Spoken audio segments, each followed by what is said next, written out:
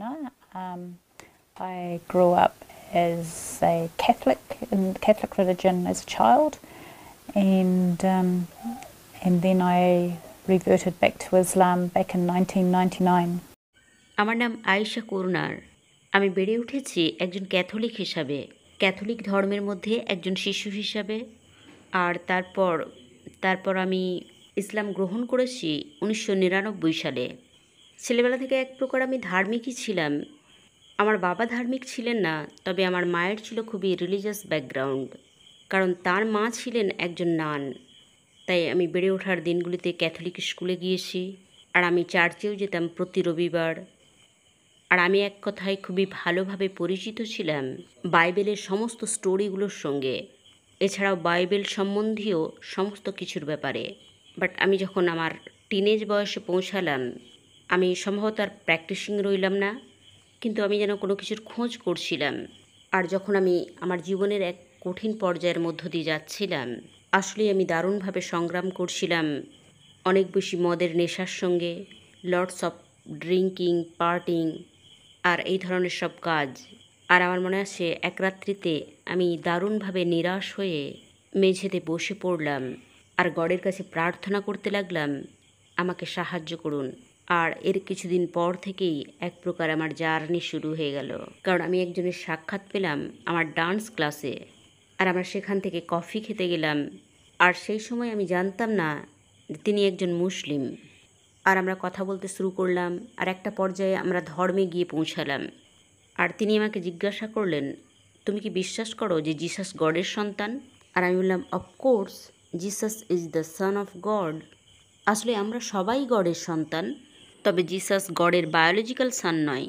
আর তারপর তিনি বললেন যে আপনার বিশ্বাস তো মুসলিমদেরই মতো। আর তখন থেকেই এক প্রকার আমার জার্নি শুরু হয়ে গিয়েছিল। আর আমি চাইছিলাম ইসলাম অধ্যয়ন করতে, আর তাই আমি শুরু করলাম লাইব্রেরি যাওয়া। আর তারপর আমাকে পরিচয় করিয়ে দেওয়া হলো হার্ট অ্যান্ড হুসনা সংস্থার সঙ্গে, আর আমি সেখান থেকে লেসন নিতে শুরু করলাম। আর কয়েক মাসের মধ্যেই আমি জেনে গিয়েছিলাম যে ইসলামই আমার জন্য সঠিক জিনিস। আর আমি ইসলাম গ্রহণ করলাম, আমার শাহাদার ঘোষণা দিলাম। ইসলাম হলো সৌন্দর্য, আর এটাই একমাত্র বিষয় যা আমার হৃদয়কে পুরোপুরি রূপে জয় করে নিয়েছিল। এতে ছিল আমার সমস্ত প্রশ্নের উত্তর।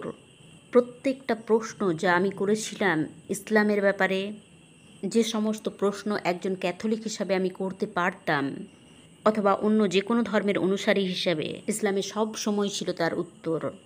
যেমন কি ঘটবে যখন আমরা মারা যাব, মৃত্যুর পর আমাদেরকে কতগুলো পর্যায়ের মধ্য দিয়ে যেতে হবে, আমাদের সঙ্গে কি ঘটবে যখন আমরা গুনাহ করব অথবা কোনো খারাপ কাজ, এসব কিছুর উত্তর আছে ইসলামে। আমাদের গুনহার ফলাফল কি হবে, এর যে উত্তর ছিল, সম্ভবত এটাই ছিল আমার জন্য শান্তি, যা এটা আমাকে দান করেছিল। আর সম্ভবত এটাই আমার ক্ষেত্রে ছিল সবচেয়ে বড় বিষয়। আর আমি চূড়ান্তভাবে সম্মানিত বোধ করি আল্লাহ সুবহানাহু তাআলা আমাকে এই ইসলাম নামক গিফট দেওয়ার কারণে। আমি মনে করি এটা অত্যন্ত মূল্যবান। আর আমি সত্যিই দুঃখ পাই যখন দেখি মানুষ উপলব্ধি করতে পারছে না এটা কত বড় উপহার। ইসলামের সবচেয়ে বেশি যে বিষয়টা আমাকে আকৃষ্ট করেছিল তা হলো এর পরিপূর্ণতা। আমি মনে করি যে এটা ছিল আমার জন্য বিশাল বিষয়। It's a code of life, it's a code of belief. ইসলামই পারে আপনার সমস্ত টুকরোকে একসঙ্গে জোড়া লাগাতে। আর যদি আপনি গডের উপর আস্থা রাখেন, আর যে সমস্ত ইনফরমেশন তিনি আমাদেরকে দিয়েছেন সুন্নাহর মাধ্যমে আর কোরআনের মাধ্যমে, তা হলো কিভাবে আমি এটাকে বর্ণনা করব। The most beautiful contentment that I get from life now. এটা সবচেয়ে সুন্দর তৃপ্তি, প্রশান্তি যা এখন আমি আমার জীবন থেকে পাই। যদি জীবনে আমাকে কোনো বিষয়ে সংগ্রাম করতে হয়, আমি নিজেকে স্মরণ করিয়ে দিই যে আল্লাহর উপর আস্থা রাখো, তিনিই জানেন সমস্ত উত্তমটা। যে সমস্ত সংগ্রামের মধ্য দিয়ে আমি গত কয়েক বছর গিয়েছি, সেগুলো ছিল সম্ভবত আমার জীবনের সবচেয়ে বড় পরীক্ষা। কারণ এটা খুবই কঠিন ছিল আমার মেয়ে হুসনাকে হারানো, তাকে ছিন্ন বিচ্ছিন্ন হতে দেখা। এটা ছিল আমার কাছে সবচেয়ে কঠিন সংগ্রাম। আর তখন আমি জাস্ট স্মরণ করতাম আল্লাহ সুবহানাহু তাআলা হুসনাকে জান্নাতে তুলে নিয়েছে, আর আমাদের ক্ষেত্রে আমাদেরকে জীবনে ফিরতেই হবে। আর নিশ্চিত রূপেই সে সেখানে সুখে আছে, নেই কোনো অসুস্থতা, নেই কোনো কষ্ট। আর তখনই আমার মনটা খুশিতে ভরে যায়। তো প্রথম দিকে আমি যখন ইসলাম গ্রহণ করি, সম্ভবত এটা ছিল আমার জন্য এক প্রকার সংগ্রাম। যত দূর পর্যন্ত আমি মানুষদের জানতাম, তখন থেকে কেউই এ বিষয়টা পছন্দ করছিল না যে আমি ইসলাম গ্রহণ করেছি।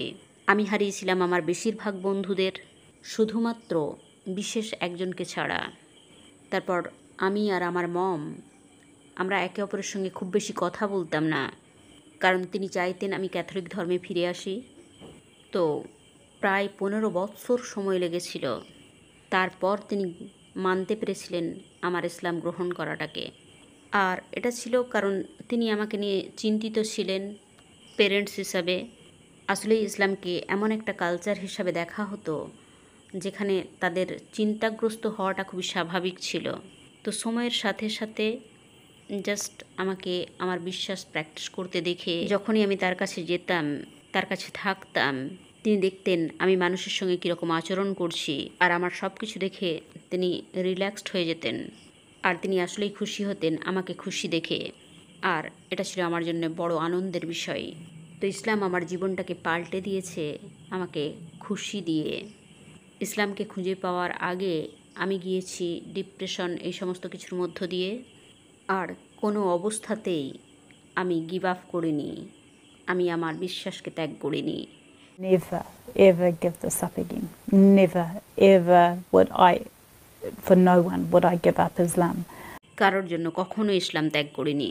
জানেন, আমি আমার মমকে স্টোরি শুনিয়েছিলাম প্রফেট সাল্লাল্লাহু আলাইহি ওয়াসাল্লামের, যে তার কাছে একজন সাহাবী এলেন আর জিজ্ঞাসা করলেন যে আমাদের জীবনের সবচেয়ে গুরুত্বপূর্ণ ব্যক্তি কে?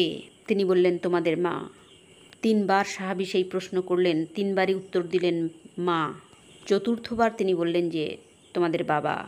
একথা আমার মমকে শোনানোর পর তিনি আমাকে বললেন, আমি যদি তোমার জীবনে এতটাই গুরুত্বপূর্ণ, তুমি আমার জন্য ইসলাম ত্যাগ করো না কেন? আর আমি তাকে বললাম যে এই পৃথিবীতে তুমি গুরুত্বপূর্ণ ব্যক্তি আমার জন্য, কিন্তু আল্লাহ হলেন সবচেয়ে গুরুত্বপূর্ণ সত্তা আমার জীবনে। আর আমাকে অবশ্যই তার উপর বিশ্বাস রাখতে হবে জান্নাতে পৌঁছানোর জন্য। তো জানেন, আমি কখনোই কারোর জন্য ইসলাম ত্যাগ করতে ইচ্ছুক নই, কারণ যে সৌন্দর্য আর যে ভালোবাসা আমি অনুভব করেছি আর জেনেছি কিভাবে আল্লাহ আমাদেরকে পুরস্কৃত করবেন, জান্নাত দান করবেন, আমি মনে করি না যে কেউ এ কথা জানার পর ইসলাম ত্যাগ করতে পারবে। হিজাব পরার সিদ্ধান্ত নেওয়াটাও ছিল আমার জন্য একটা সংগ্রাম, বছরের পর বছর। আসলে আমি হিজাব পরা শুরু করে দিয়েছিলাম ইসলাম গ্রহণের সাথে সাথেই, কিন্তু তারপর 9/11-এর ঘটনাটা ঘটে। আর সে সময় আমার হাজব্যান্ড বলেছিলেন যে হিজাব পরা বন্ধ রাখো, কারণ রাস্তায় আমি হেনস্থার শিকার হয়েছিলাম, আমাকে লাথি মারা হয়েছিল, আমার উপর থুতু ছেটানো হয়েছিল, আমাকে শপথ করানো হয়েছিল। আর এটা মোটেও ভালো বিষয় ছিল না, আমি নিরাপদ ছিলাম না। তাই তিনি আমাকে হিজাব খুলে ফেলতে বলেছিলেন। তো আমি বেশ কিছুদিন হিজাব পরা বন্ধ রেখেছিলাম। আর তারপর আজ থেকে প্রায় 6-7 বছর আগে থেকে আমি সত্যিই চাইছিলাম আবারও এটা পড়তে। আর আমার মনে আছে, এটা আমি পড়তে শুরু করলাম এবং এটা পড়েই আমি আমার কাজের স্থানে গেলাম। আর মানুষেরা আমাকে অবাক হয়ে দেখছিল, তারা তেমন কিছু বলেনি। কিন্তু পরের দিন আমি যখন আবারও হিজাব পরে গেলাম, তারা বললেন যে এটা কি ফ্যাশনের কোনো অংশ? তো আমি হেসে ফেললাম, আমি বললাম না, এটা আমার বিশ্বাসের অংশ। আর তারপর এক প্রকার প্রশ্ন করা শুরু হলো। আর তারপর ধীরে ধীরে এখন মানুষ আমাকে পুরোপুরি হিজাব পরিহিতা অবস্থাতেই অ্যাকসেপ্ট করে নিয়েছে। আর এর চেষ্টা নিশ্চিত রূপেই ভালো। আমার মনে হয় ইসলাম যেটা সবাইকে অফার করেছে, আমাদের প্রত্যেককেই, আমরা আল্লাহর উপর ঈমান আনবো না আনবো না। ইসলাম মানুষকে দিয়েছে রেসপেক্ট, ডিগনিটি, মর্যাদা, যা সে ডিজার্ভ করে। ইসলাম মানুষের সামনে তুলে ধরেছে সত্য। ইসলাম অফার করেছে তাদেরকে প্রশান্তি তাদের জীবনে আর হ্যাপিনেস। আর সম্ভবত তাই এটা আমাকে ডিপ্রেশন থেকে মুক্ত করতে পেরেছিল। ইসলাম মানুষকে অন্ধকার থেকে আলোতে নিয়ে আসে। ইসলামে আছে সমস্ত প্রশ্নের উত্তর। ইসলামই একমাত্র পারে মানুষকে হতাশার অন্ধকার থেকে বের করে নিয়ে আসতে। ইসলাম হলো সমস্ত কিছুর শিফা, আরোগ্য। আর এটাই এর সৌন্দর্য, যা আমি খুবই ভালোবাসি। একজন কিউই মুসলিম হিসাবে একটু আধটু স্ট্রাগল তো করতেই হয়েছে। এক প্রকার আপনার থাকে দুটো পৃথিবী, একটা ওয়েস্টার্ন কালচার আর একটা ইসলামিক কালচার। আর বেশ কিছু ওয়েস্টার্ন কালচার ইসলামিক কালচারে নিষিদ্ধ, যেমন বারে যাওয়া, ড্রিঙ্কিং অ্যান্ড ক্লাবিং, এই সমস্ত বিষয়। তো দুই কালচারের মধ্যে সামঞ্জস্যপূর্ণ স্থান খুঁজে বের করার চেষ্টা করা হয়, যেখানে আমরা একসঙ্গে হতে পারি একে অপরকে জাজ না করেই। তবে সত্যি কথা বলতে কি, কিছু কিছু বিষয়ে আমাকে অস্বস্তিতে পড়তে হতো। যেমন কর্মস্থলে তারা ক্রিসমাস উদযাপন করত, আবার কখনো সখনো তারা ঘোড়দৌড়ের আয়োজন করত। তো আমি মানা করে দিতাম যে না, আমি ঘোড়দৌড়ে যেতে পারবো না। অনেক সময় তারা আবার বলতো যে না, প্রাথমিকভাবে আমরা ডিনারে যাচ্ছি, তারপর সেখানে যাব। তো আমি ডিনারে যেতাম তাদের সঙ্গে। তো এভাবে কিছু কিছু জায়গায় তারা কম্প্রোমাইজ করতো, আবার কখনো আমি কম্প্রোমাইজ করতাম। তবে এখন একটা পর্যায়ে পৌঁছে গেছে যেখানে তারা হয়তো বা অ্যালকোহল পান করছে, আমার জন্য তারা জিঞ্জার ড্রিঙ্ক নিয়ে আসে। তো একটা লম্বা সময় লেগে গিয়েছিল এই সমস্ত বিষয়ে একটা স্বস্তির জায়গায় পৌঁছাতে। তবে আমি সবসময় একটা বিষয়ে ফোকাস করতাম, সেটা হলো মানুষ যেন আমার কাজটা ভালো দেখে, যাতে করে তারা আমার কাছে আসতে পারে এবং আমার সঙ্গে কথা বলতে পারে। এখন অবস্থা অনেকটাই উন্নত হয়েছে। এখন তারা লাঞ্চে গেলে আমাকে জিজ্ঞাসা করে নেয় যে তুমি কি খাবে। এমনকি যখন আমি প্রথম প্রথম ইসলাম গ্রহণ করেছিলাম, কর্মস্থলে আমি সত্যি ভয় পেতাম কথা জিজ্ঞাসা করতে, আমি কর্মস্থলে নামাজ পড়তে পারবো কি না। আর আমি মনে করি যে এটাই সবচেয়ে বড় স্ট্রাগল কিউই মুসলিমদের জন্য। নিউজিল্যান্ডে তারপর আমি একদিন জিজ্ঞাসা করে ফেললাম যে আমি কি নামাজ পড়তে পারি মিটিং রুমে। আর তারা বলল অফকোর্স পড়তে পারেন। তো আমি মূলত দরজাতে পর্দা টাঙিয়ে দিতাম প্রাইভেসির জন্য। তো এভাবে আমি সেখানে নামাজ পড়তে সক্ষম হয়েছিলাম। কিন্তু পরবর্তীতে যখন আমি অন্য অফিসে চলে গেলাম, তারা মিটিং রুমের দরজাতে একটা অস্বচ্ছ কাঁচ লাগিয়ে দিয়েছিলেন, যাতে করে আমার প্রাইভেসি বজায় থাকে। আর এখন আলহামদুলিল্লাহ আমাদের আসলেই আছে প্রেয়ার রুম সমস্ত অফিসেই।